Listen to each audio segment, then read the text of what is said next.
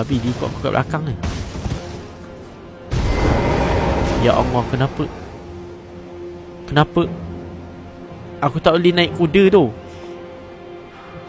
Weh, jangan macam ni tu, weh. Ancient Dragon Man. Kau siapa? Otak dia.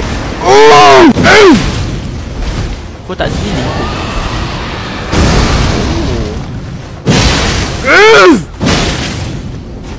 Okay, easy, man. Okay.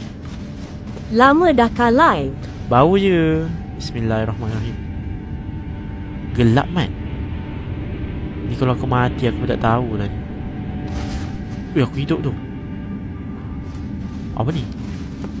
Dengar-dengar Elden Ring bukan game last Miyazaki. Dengar-dengar Elden Ring bukan game memang. Wah, sampai sini. Itulah aku dengar juga. Depan bukan tu game bos. Dah tahu dah, Kabus ni memang bosnya. Ni kalau bagi aku bos yang memang babi. Good luck. Kau cakap good luck, aku rasa tak ada semangat, man. Dia lagi. Kau lagi kalau kau easy ya. Aku tahu tadi aku tak payah summon siap. Lawan pakai ni. Babi. Otak dia. Bukan engkau yang evade tu ke? Asal kau pakai skill, babi? Tadi kau tak pakai skill. Belakang lontar. Otak dia. Babi betul lah, boleh pula lompat depan dia. Ya Allah.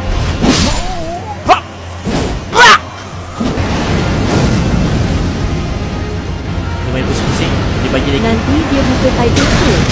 Babi! Babi pun tunggu one hit, babi! Orak! Aku akbar! Orak!